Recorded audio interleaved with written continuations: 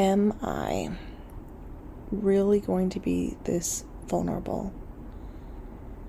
Am I really going to put myself out there? Am I really going to expose this part of me to the entire world? Yes. Yes, I am. Because what if being not only unapologetically me, but vulnerably me sets someone else free? Let's go. I have really been struggling with the idea of quitting, y'all. I mean, like quitting this podcast that I just started a week ago. I had a therapy session today and I brought it up.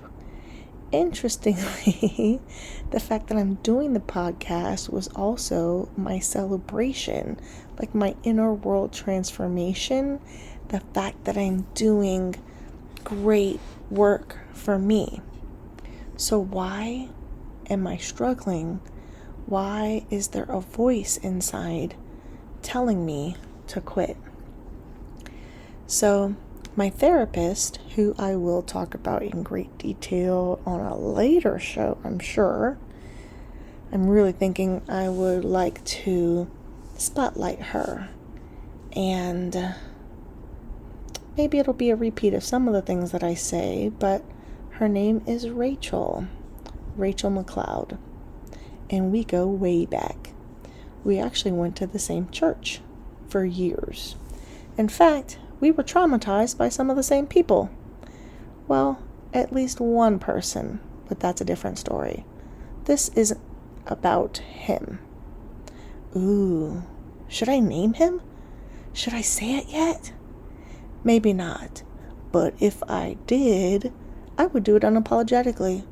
Because libel, a form of defamation, requires the statements to be false.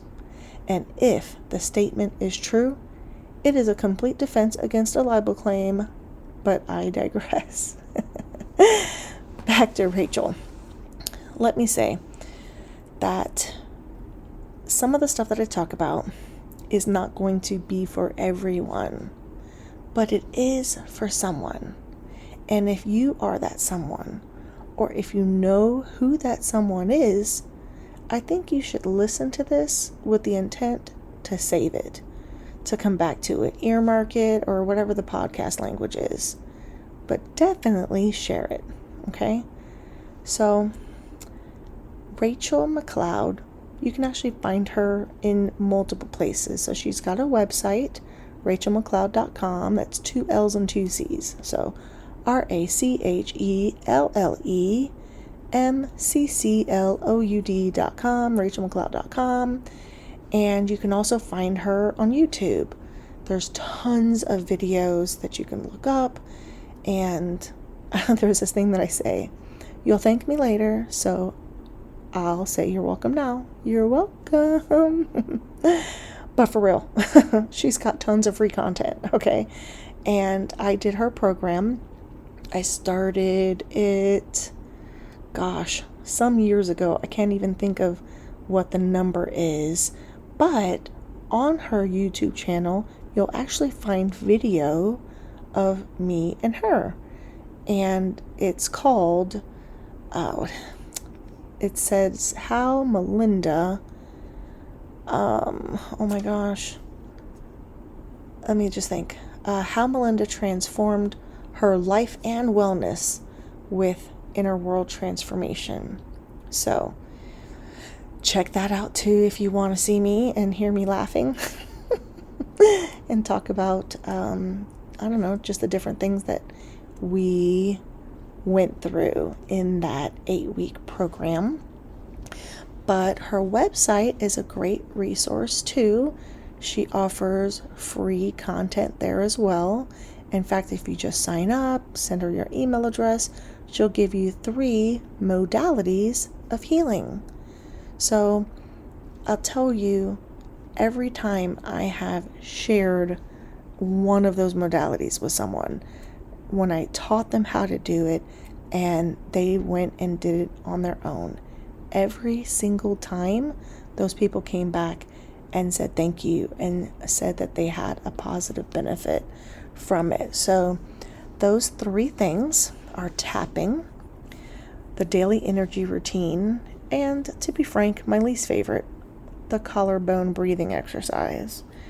But really, the reason I don't like that one is because I can't remember how to do it, and I just feel so insecure because I want to do it perfectly, and if I'm doing it wrong, then I'm thinking it's not going to work, but it does work, and so I just have to let that go.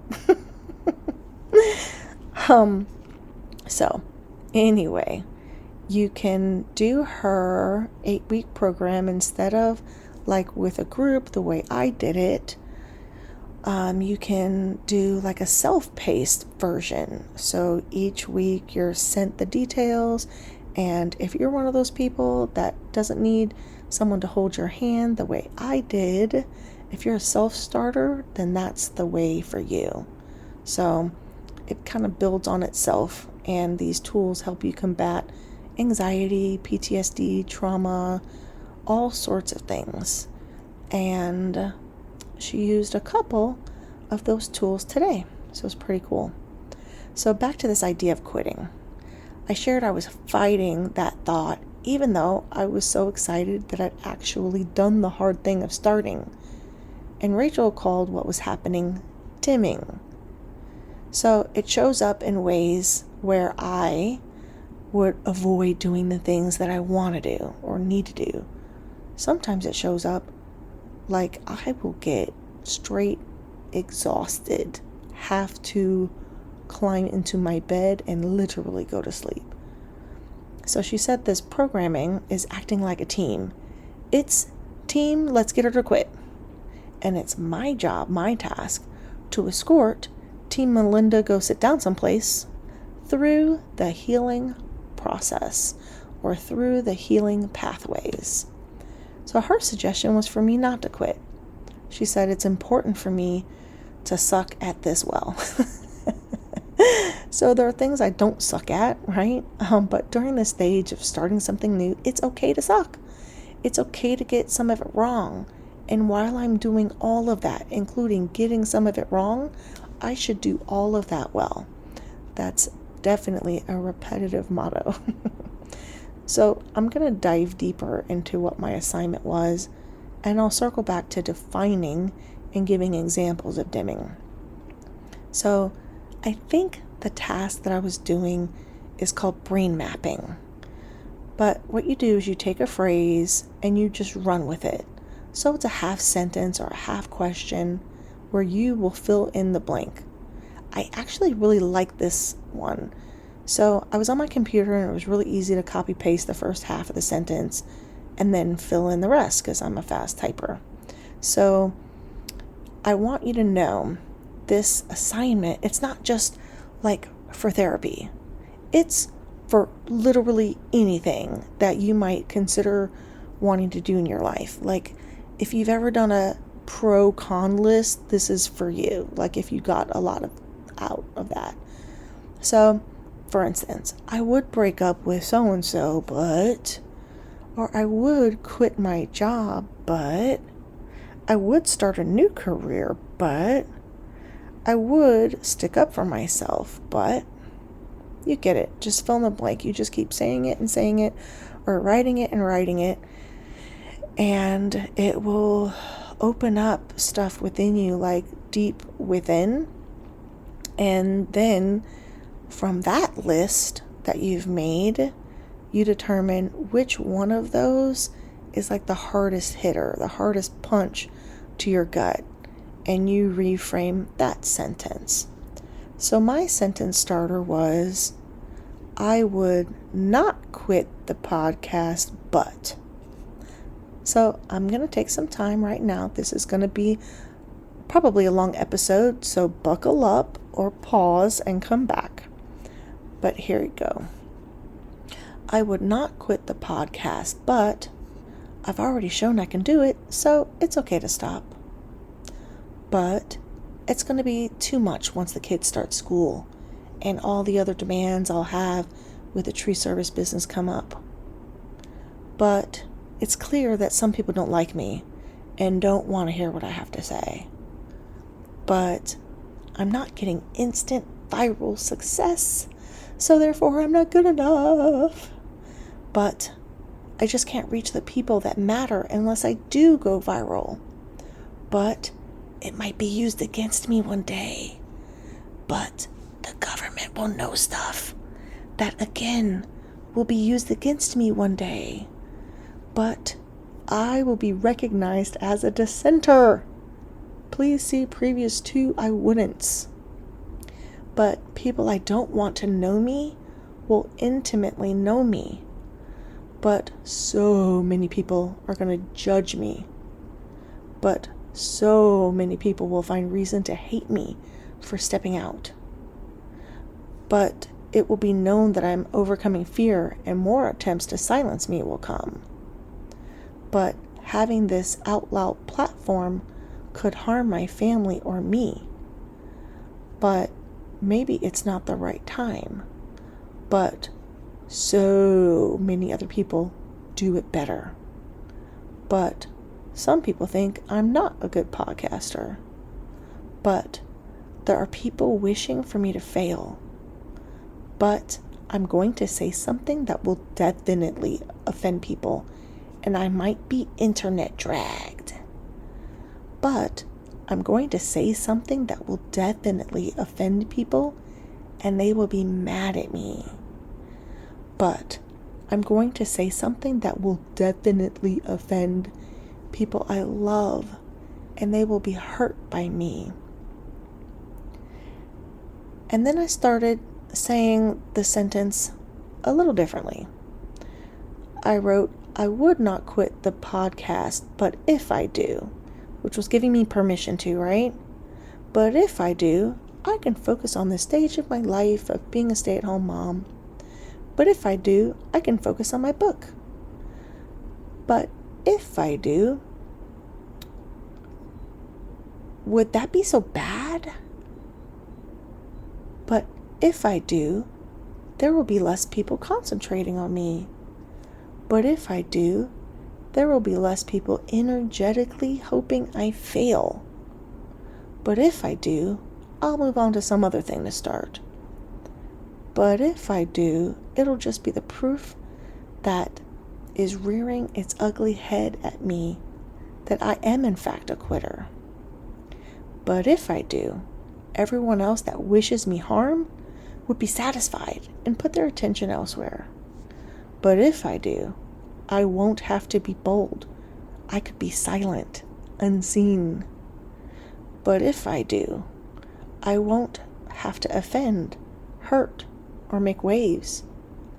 But if I do, people who care about me may feel sorry for me, but still believe in me. But if I do, I could learn all the ins and outs and actually make it perfect. But if I do, I won't have to face being imperfect. But if I do, I could relax and sleep and feel depressed, which is easier. But if I do, people relate and they'll move on too. But if I do, I would have still made a positive impact on a few people. But if I do, I can wallow in self-pity. But if I do, I can go into a downward spiral, pointing out all my failures. But if I do, some people might beg me to come back and do it, thereby validating that it is my place to be. But if I do, some people would reveal themselves as haters by whatever nasty comments they'd say that would get back to me, so then I'd know who the haters are. But if I do, I won't have to think about who is hearing me and how that would be a bad thing. I would not quit the podcast, but isn't it just normal and natural for me to do that? Why disappoint the program? But if I do, I won't have to master or address some other issue of trauma within. I would not quit the podcast, but what would I do if I didn't and I just keep going on forever? That's a lot of work. I would not quit the podcast, but hello, it's hard to push through this dimming program. I would not quit the podcast, but who do I think I am? I would not quit the podcast, but maybe I'm not supposed to succeed this go round. I would not quit the podcast, but maybe I should and pick it back up later when I no longer have these fears. I would not quit the podcast, but what if I do? Would that be so bad? So once I had all those down, I was asked to use emotional freedom technique, which is tapping, to determine which of those items stood out the most. I was told that Team Make Melinda Quit needed to be repurposed and given a new job. So the two that really stood out to me were, I would not quit the podcast, but if I do, I won't have to face being imperfect. The other one was, I would not quit the podcast, but hello, it's hard to push through this dimming program. So we wound up choosing the latter. And then I began a new phrase starter, which was this. It would not be tough to push through the dimming program, but have I ever done it before? But it's really got a hold of me. But it's all I know. But I got good at failing. But I got really good at quitting. But there's so much evidence that quitting is my jam. But who am I kidding? And then something amazing happened in that very moment. About an hour and a half into my therapy session, I got a phone call from someone I recently met in a business capacity. Let me tell you what he said. He asked if it was a good time. I flat out said no. I mean, I'm actually really proud of myself because even though I answered the call, I was putting my healing first. So he asked, when could we talk? And I answered, when our next scheduled appointment is, which is like a month away. So he jumped in and said, let me just tell you why I called. I really like your podcast. I've listened to all of them, except for the one that you put out this morning. And he told me I should keep going.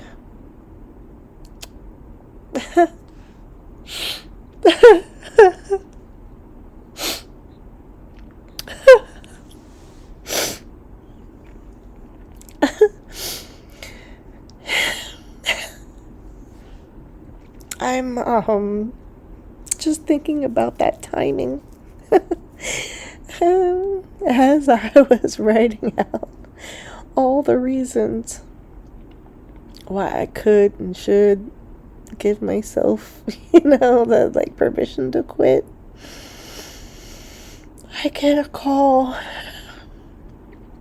from someone I don't even know that well that I just happened to say I'm gonna do a podcast, and he called me to say don't quit.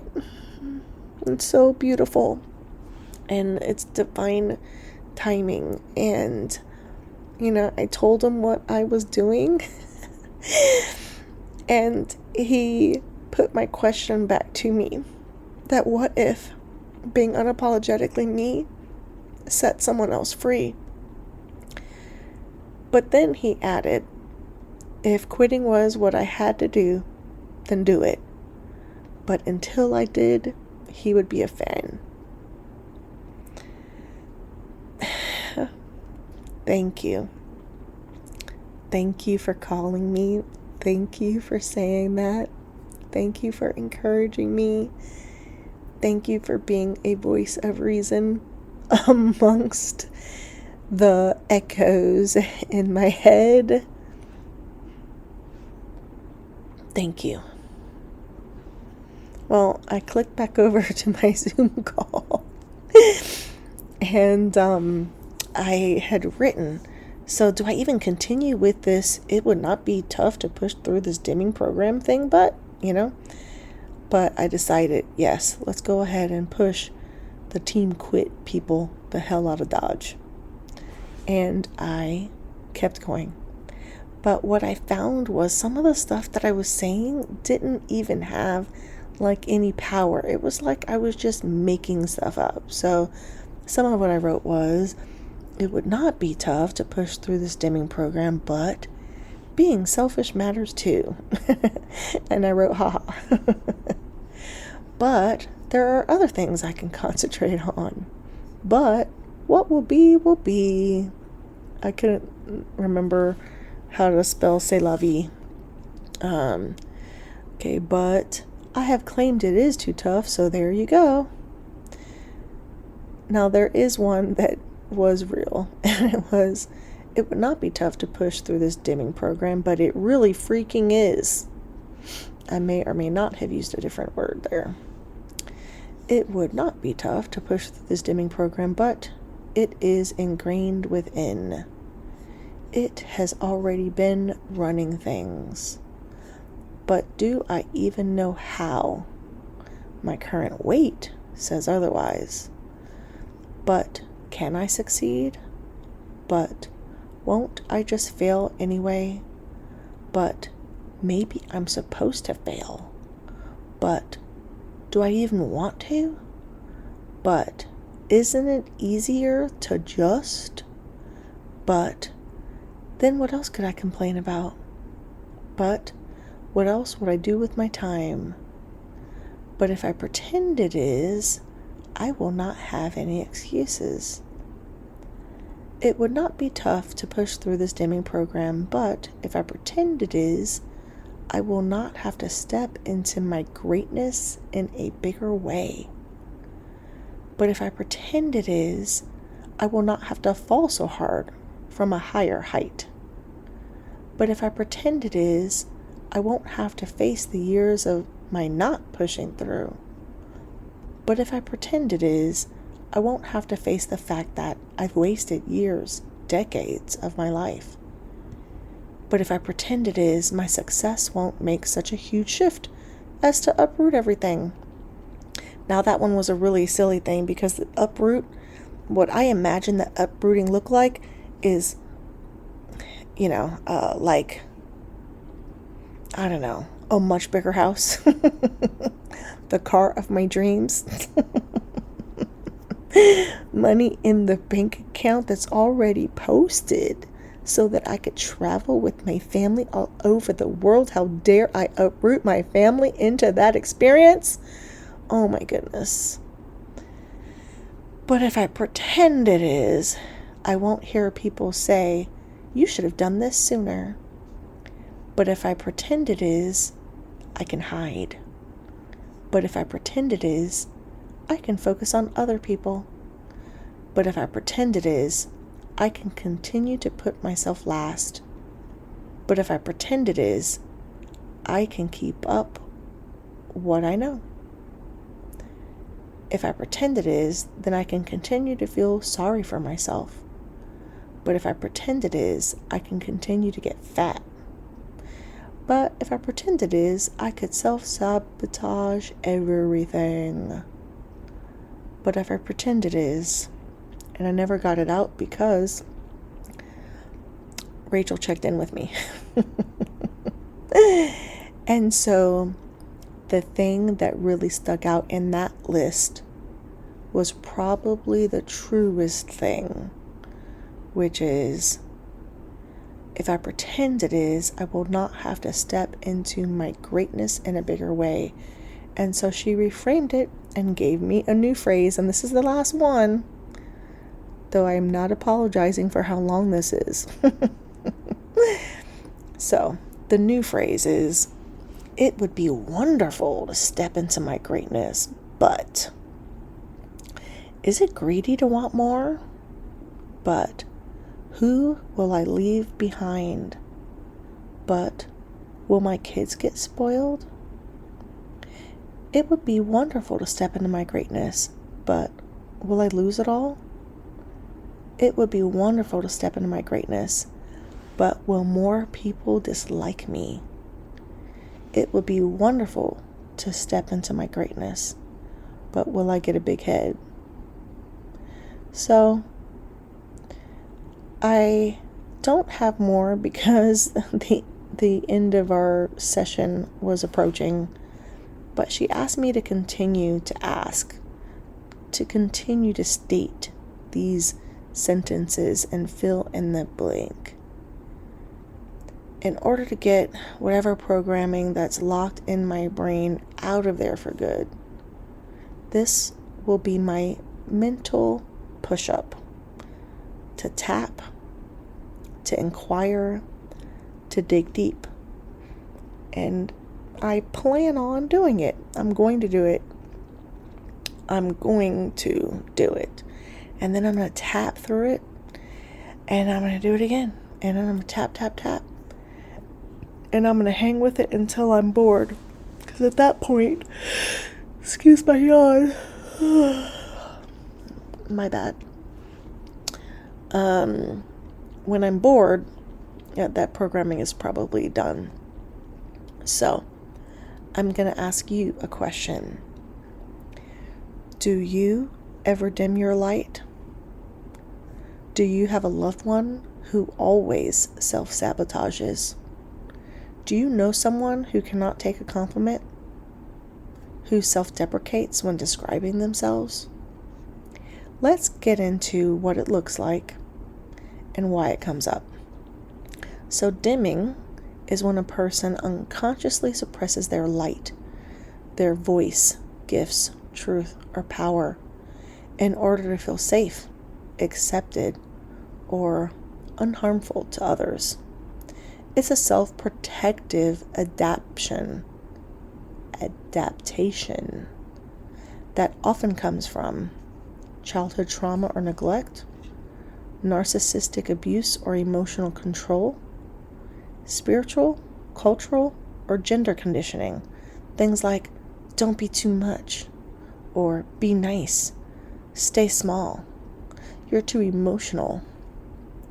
Repeated messaging that being confident, emotional, expressive, or excellent is dangerous or undesirable. Over time, this programming becomes basically like an inner override system, and it silences authenticity in favor of survival. So, how it shows up? Minimizing language. It's not a big deal. I could be wrong, but I'm probably overthinking. Excessive apologizing. Saying sorry for just having needs, opinions, or boundaries. Apologizing when no harm is done, just for taking up space. Chronic people-pleasing. Saying yes when you mean no. Smiling through discomfort. The fear of being disliked if you disagree or shine too brightly. Tension between visibility and safety. A simultaneous want to be seen, but fear of being seen. Sabotaging opportunities, like with job interviews or performances. Feeling physically or emotionally exposed when spotlighted. Difficulty receiving compliments or credit. You shrink when you're praised. You redirect focus to others. You feel like visibility equals vulnerability or danger. Hypervigilance around others' reactions. You're constantly reading the room, monitoring tone, volume, facial expressions. You prioritize others' comfort over your truth. Imposter syndrome or success shame. Feeling like you don't belong even when you're excelling. Feeling guilty for outgrowing your circle or old identity. Cognitive distortions rooted in shame. If I shine too much, they'll leave. If I speak up, I'll be punished. If I'm too visible, I'll be hurt or humiliated. From the long list that I read through, I bet you can see a lot of those different ways that dimming was showing up for me. Fear of being disliked, being judged. Fear of success. There are multiple types of therapies that can help with this too. So there's cognitive behavioral therapy, which identifies the distorted beliefs underneath dimming, like being loud is unsafe. It challenges automatic thoughts and replaces them with empowering truths. Another therapy that works is internal family systems, IFS. That helps you identify and dialogue with the protector part that dims the light. And it builds safety for the exiled part of you, the younger self that had been shamed or silenced. There's somatic therapy, which works with the body's memory of shrinking, freezing, or silencing. It uses movement, breath, and nervous system regulation to reclaim power. There's narrative therapy, which helps you restory your experience and reclaim identity outside of abuse, religion, or cultural boxes. That last part to me sounds like, oh my goodness, what is it called? My friend, who I'm also going to spotlight later, uses this. Oh my gosh, what is it called? Neuro-linguistic programming, and NLP.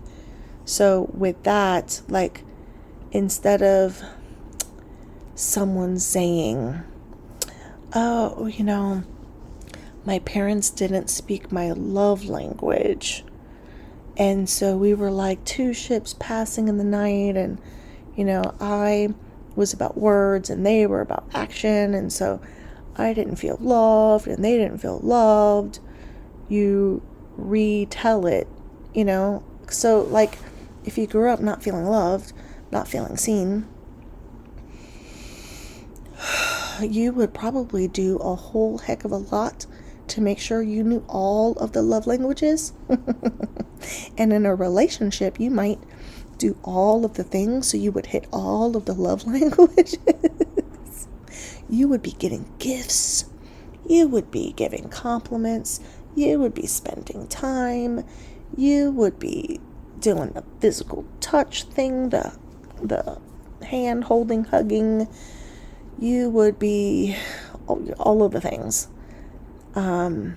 just to make sure that that person felt loved, and also so that because they felt loved, you wouldn't leave them, or rather they wouldn't leave you.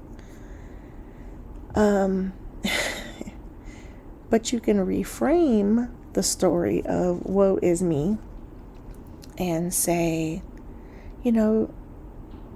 based on how I was raised, I really got great at loving myself and others, which is a more empowering statement than I never felt loved. So I hope that example resounds with someone. So what does healing look like? Healing is reclaiming your voice, even when it shakes. And I'm going to give a shout out again to Bridget McFarlane. I don't know that you would have listened this far, but I know when you shared your icebreaker speech, your voice was shaking, but you're reclaiming it, and there's so much power there, and I can't wait for my audience to hear it. Healing also looks like practicing saying thank you instead of deflecting praise. So you have a dress on and someone's like, oh my gosh, it's so cute, you look so great. And you turn around and say, oh, I just spent $2 at the thrift store. That's deflecting praise. Another way that healing reveals itself is when you learn how to occupy space, physically, vocally, and spiritually, without shrinking, without apology. Healing also looks like redefining safety, not as shrinking, but as standing in your truth. So, Once again, I'm not here to be perfect. I'm here to be heard. I don't remember the other parts because I usually read that and it's in a blue font, but I forgot.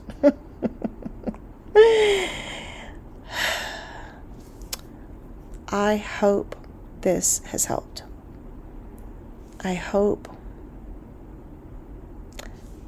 me sharing this has mattered to somebody.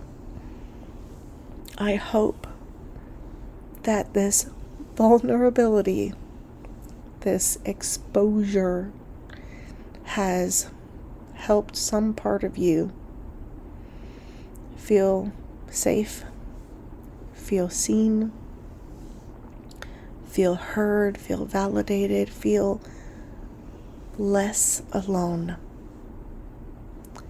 I thank you for sticking it out with me, and I remain, as ever, unapologetically yours.